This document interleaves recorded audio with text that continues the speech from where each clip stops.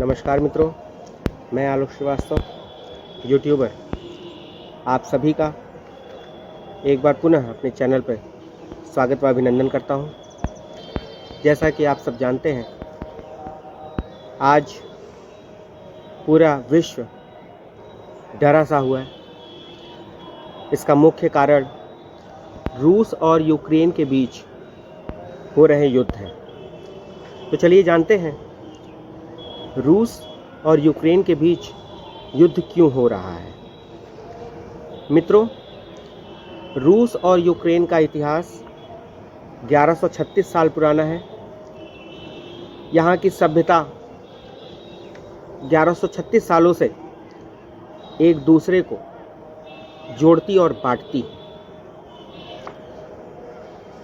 Ukraine की राजधानी Kyiv पहले रूस की राजधानी हुआ करती थी, या कह सकते हैं कि वहीं से रूस और यूक्रेन की उत्पत्ति हुई। आज भी यूक्रेन का हर 5वां शख्स अपने आप को रसियन मानता है। दूसरी सबसे बड़ी अहम चीज़ यह है कि यूक्रेन जब 1991 में रूस से अलग हुआ, उसे आज़ादी मिली, तब से वह अपने संसाधनों की सुरक्षा नहीं कर पा रहा है। यूक्रेन, आप कह सकते हैं कि उनके पास प्राकृतिक संसाधन से भरा हुआ देश है,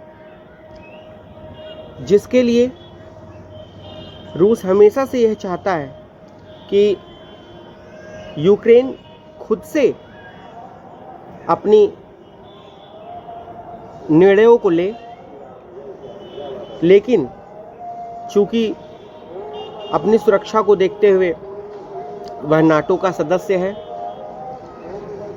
नाटो जो कि यूरोपियन देशों को सुरक्षा मुहैया कराता है और जिसका आधिपत्य अमेरिका के हाथ में है। और हम सब जानते हैं मित्रों कि अमेरिका एक ऐसा देश है जो यह चाहता है कि ज़्यादा से ज़्यादा देशों को अपने कब्ज़े में लेकर अपनी बातों को मनाने का काम किया जाए।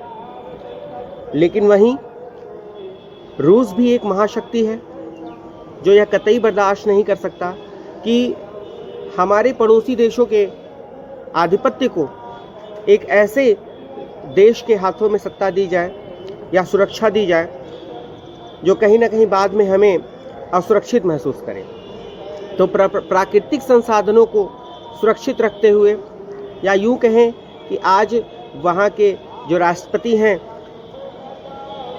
जोंस्की, वो अपने निर्णय न ले पाने की स्थिति में वो अमेरिका की मदद लेते हैं या अन्य देशों की मदद लेते हैं। यह रूस को बिल्कुल कतई बर्दाश्त नहीं है।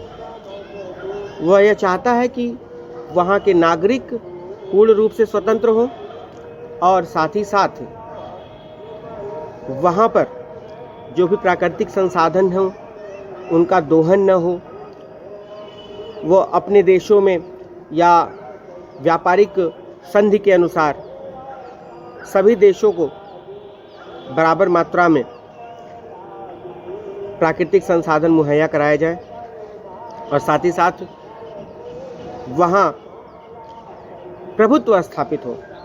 इसी वजह से आज रूस यूक्रेन पे हमले कर रहा है। वो यह साबित करना चाहता है कि आप अपनी शक्ति को पहचानें। वह यूक्रेन को बताना चाहता है, यूक्रेन के राष्ट्रपति को बताना चाहता है कि आपके पास तमाम ऐसी शक्तियां हैं जिसकी वजह से आप अपने देश को आगे बढ़ा सकते हैं। किसी देश के समर्थन की ज़रूरत नहीं है। तो जो विश्लेषण निकल के आता है वो सीधी सी बात है कि रूस कभी नहीं चाहता कि यूक्रेन पे हमले किए जाएं, लेकिन यूक्रेन की प्राकृतिक संपदा और यूक्रेन के जो नियम कानून हैं वो चूँकि दूसरे देशों के हाथों में शक्तियाँ अर्जित की जा रही हैं, दी जा रही हैं, जिसको रूस कतई बर्दाश्त नहीं करना चाहता। लेकिन हम सब चूँकि भारतीय हैं और समाज में हम चाहते हैं कि शांति और अमन कायम रहे, तो हम सब ये चाहते हैं कि रूस और यूक्रेन के राष्ट्रपति आपस में बात करें। व्लादिमीर पुतिन और ज़ेलेंस्की ये सभी लोग अपनी आपस में बातचीत करें और सुरक्षा के दृष्टिकोण से, नागरिकों की सुरक्षा के दृष्टिकोण से जल्द ही जंग को समाप्त किया जाए।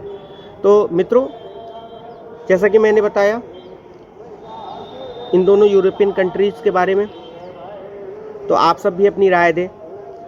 क्या युद्ध होने चाहिए? क्या किसी देश को अपनी सुरक्षा को लेकर किसी दूसरे देश पर निर्भर होना चाहिए? तो इन सब चीज़ों को देखते हुए आप अपनी राय कमेंट बॉक्स में ज़रूर दें।